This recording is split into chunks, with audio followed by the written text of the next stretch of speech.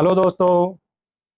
दिल्ली सरकार में अधिकारियों के ट्रांसफ़र और पोस्टिंग के बारे में एक आदेश अभी सुप्रीम कोर्ट ने जारी किया था। उसको लेकर के दिल्ली के मुख्यमंत्री अरविंद केजरीवाल ने एक प्रेस कॉन्फ्रेंस किया और कहा कि केंद्र सरकार ने अभी एक दूसरा अध्यादेश लाया है और सुप्रीम कोर्ट के आदेश को पलटकर बहुत ही गलत काम किया है। सुप्रीम कोर्ट की छुट्टियां होने में थोड़ा ही समय बाकी था, पर उन्होंने छुट्टियां होने का इंतज़ार किया और छुट्टियां होते ही ये अध्यादेश ला दिया है, जो कि बहुत ही गलत काम है। हम 1 जुलाई को सुप्रीम कोर्ट के खुलते ही इस अध्यादेश को चुनौती देंगे और 5 मिनट में यह अध्यादेश कैंसिल कर दिया जाएगा।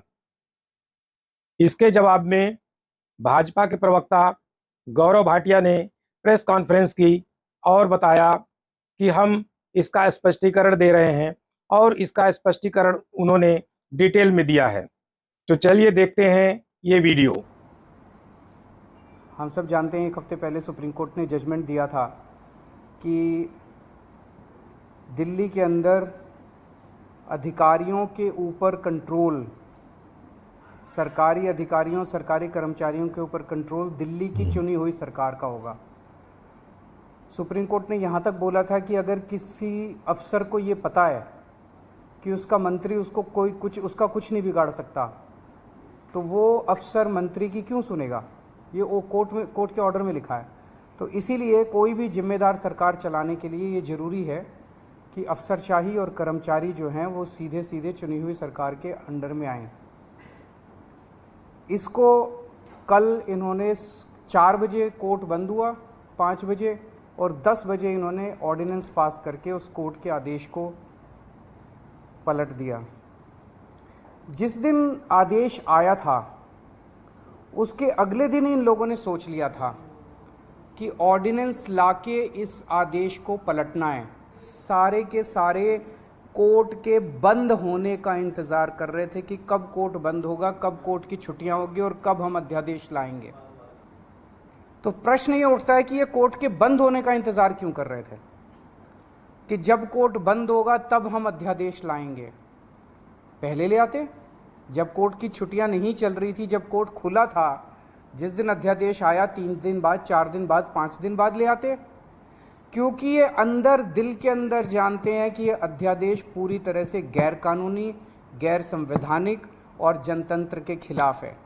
इन्हें पूरी तरह से पता था कि अगर सुप्रीम कोर्ट के खुले होते हुए अगर ये अध्यादेश ले आते और हम अगर अगले दिन इसको सुप्रीम कोर्ट में चुनौती देते तो सुप्रीम कोर्ट में ये 5 मिनट भी ये अध्यादेश टिकने वाला नहीं था। तो ये चाहते थे कि सुप्रीम कोर्ट बंद हो और उसके बाद ये अध्यादेश लेके आएँ।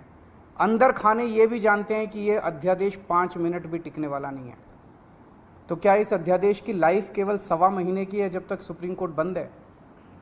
1 जुलाई को सुप्रीम कोर्ट खुलेगा, हम इसको चैलेंज करेंगे सुप्रीम कोर्ट के अंदर और फिर सुप्रीम कोर्ट, हम जानते हैं कि ये भी जानते हैं, अंदर खाने ये भी जानते हैं कि इस अध्यादेश का क्या होगा।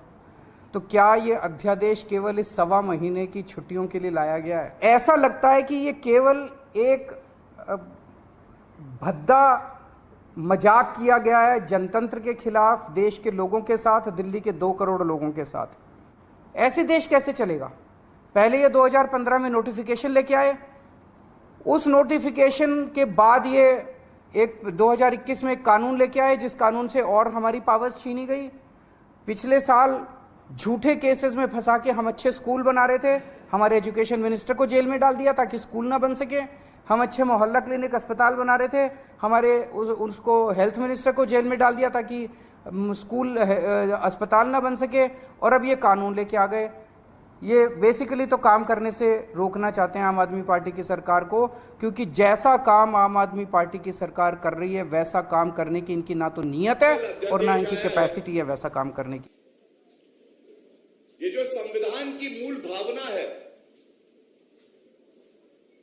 जो शक्ति केंद्र सरकार के पास संविधान के तहत है अनुच्छेद 123 में,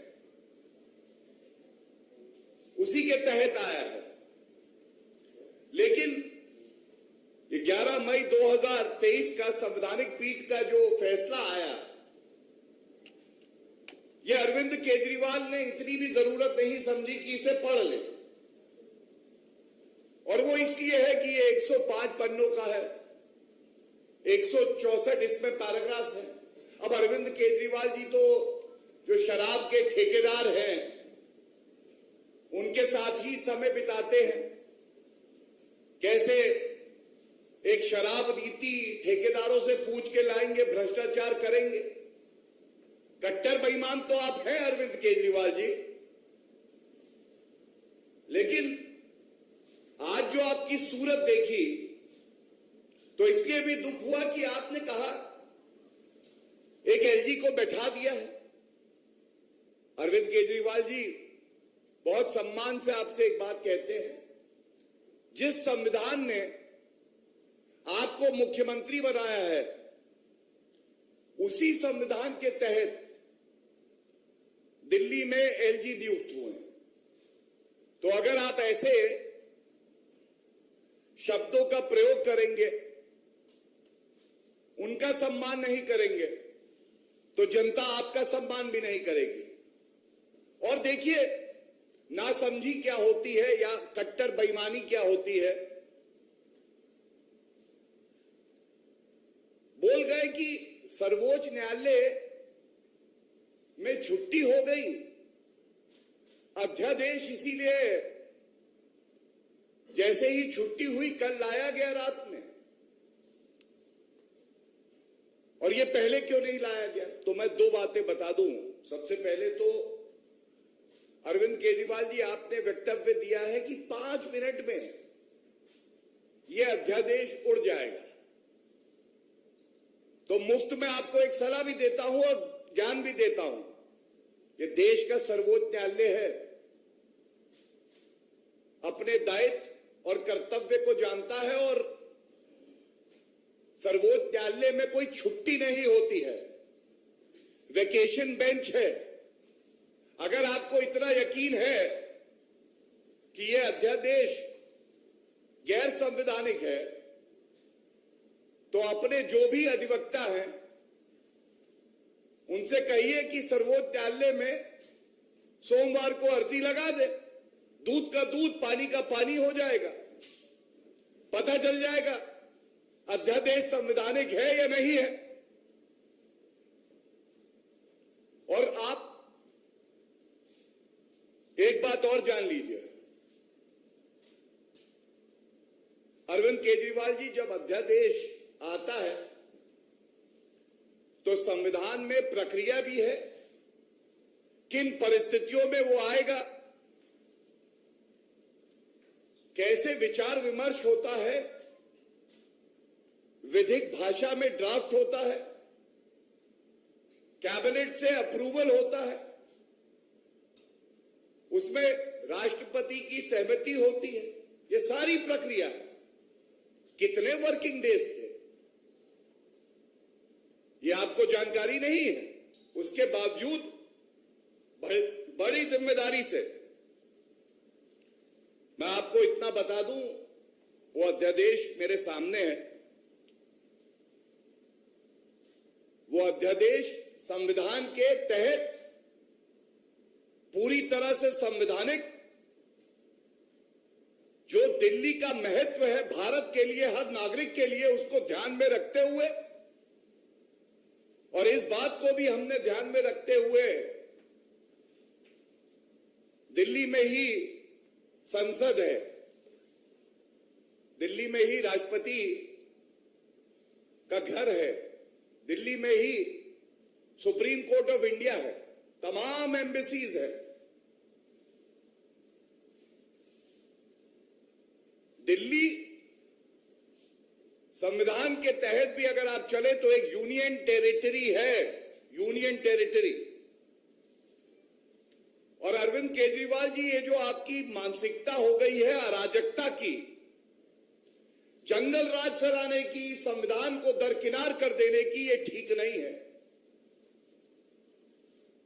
जब आप चुनाव लड़े, आप जानते थे कि आप दिल्ली में चुनाव लड़ रहे हैं जो पूर्ण राज्य नहीं है, एक यूनियन टेरिटरी। लेकिन आपको यह लगता है कि अगर आप दिल्ली में चुनाव जीते तो संविधान के विपरीत आप काम करेंगे। आप अपशब्द कहेंगे देश के चुने हुए प्रधानमंत्री के लिए, उपराज्यपाल के लिए, आप संविधान भी नहीं पढ़ेंगे। तो अरविंद केजरीवाल जी, ऐसा होने वाला नहीं है। जनता आपको यह बताना चाहती है, दिल्ली एक यूनियन टेरिटरी है, अरविंद टेरिटरी नहीं है। संविधान से चलेगा, केजरीवाल के कानून से नहीं चलेगा। और मैं आपके सामने अब जो तथ्य रखने जा रहा हूं, इस उम्मीद से रखने जा रहा हूं कि ये सारी जानकारी उस कट्टर बेईमान अरविंद केजरीवाल तक पहुंचे, जो शराब नीति का एक एक शब्द पढ़ता है क्योंकि उसको वसूली करनी होती है, अपने घोटाले छुपाने होते हैं। लेकिन जिस संविधान की वो शपथ लेता है उसी को तार तार करता है, और उसको पढ़ने का, अध्ययन करने का समय उनके पास नहीं है। आप प्रताड़ित करेंगे, डराएंगे, धमकाएंगे उन अफसरों को जो आपको रोकते हैं कि फाइलें चुरा के मत लेके जाओ शराब घोटाले की, जो अपना कार्य कर रहे हैं, जो आपको यह बता रहे हैं कि शीश महल में आपने घोटाला किया। और आप आम आदमी पार्टी नहीं है, अपराध अराजक पार्टी है, अपराध अराजक पार्टी। और मैंने क्यों आपसे यह बात कही कि एक बार कम से कम संवैधानिक पीठ का वो फैसला पढ़ लिया होता,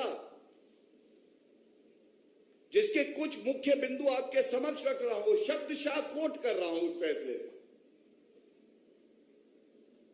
इस फैसले में बिल्कुल स्पष्ट लिखा है, in the absence of a law और provision of the constitution, the executive power of the lieutenant governor acting on behalf of the union government shall extend only to matters related to the three entries, जो 3 entries दी हुई हैं, law and order, police and land. और उसके बाद जो अब पढ़ रहा हूं ये सबसे जरूरी है। However, if Parliament enacts a law granting executive power on any subject which is within the domain of NCTD, the executive power of the Lieutenant Governor shall be modified to the extent as provided in that law. और ordinance इसलिए आया है क्योंकि अनुच्छेद 123 खुद ये कहता है कि अगर पार्लियामेंट सेशन में नहीं है तो आप ऑर्डिनेंस लाएंगे, वो कानून का काम करेगा, और जब पार्लियामेंट सेशन में होगी तो वो अध्यादेश पार्लियामेंट के समक्ष रखा जाएगा दोनों हाउसेस में। लेकिन ये अरविंद केजरीवाल को नहीं पता है। और एक और बात बताना चाहता हूं मैं उनको, जो निष्कर्ष इस फैसले में आया है अंत में, उसमें बिल्कुल स्पष्ट उन्होंने कहा है, The executive power of NCTD with respect to entries in list 2 and list 3 shall be subject to the executive power expressly conferred upon the union by the constitution or by a law enacted by parliament। मुख्य बिंदु क्या है? केंद्र सरकार के पास शक्ति होनी चाहिए, संविधान के तहत वो है। अगर उस शक्ति का इस्तेमाल करके एक कानून आएगा तो वो कानून मान्य होगा अरविंद केजरीवाल जी के लिए भी, क्योंकि संविधान के तहत ही दिल्ली को सरकार को चलना है। अध्यादेश आया, कानून आ गया है, और ये कानून जनता के हित में ऐसे है कि आप अपने घोटाले जो उजागर हो रहे हैं उसके तथ्य इकट्ठे ना हो जाए तो आप अफसरों को डरा रहे हैं, धमका रहे हैं। आपका इतिहास भी ये रहा है कि आपने तो दिल्ली के पूर्व चीफ सेक्रेटरी को नहीं छोड़ा था, मारपीट करी थी। तो आज अगर उनको स्वतंत्र रूप में काम करने के लिए एक कानून आता है तो आपको दर्द क्यों होता है? ये सवाल आपसे जरूर पूछा जाएगा। और मैं सुन रहा था, इन्होंने कहा कि भद्दा मजाक है। अरविंद केजरीवाल जी, भद्दा मजाक ये है कि आप दिल्ली का चुनाव लड़ते हैं और जिस संविधान की शपथ लेते हैं, ना उस संविधान को पढ़ते हैं, ना सर्वोच्च न्यायालय के फैसले को पढ़ते हैं, और आपको यह लगता है कि तानाशाह अरविंद केजरीवाल जो कह देगा वो देश के संविधान से ऊपर होगा। ऐसा होगा नहीं अरविंद केजरीवाल। मैं यही कह के अंत करूंगा। आपका वक्तव्य सुना, आपने कहा हम लोग बड़े छोटे लोग हैं, जनता तय कर लेती है कौन छोटा है कौन बड़ा है। लेकिन जो आपकी सोच और विचारधारा बाहर आ रही है, आपकी सोच और आपकी विचारधारा वाकई बहुत ही छोटी है, संविधान विरोधी है और अराजक है। ये मैं बड़ी जिम्मेदारी से यहां कह सकता हूं। धन्यवाद।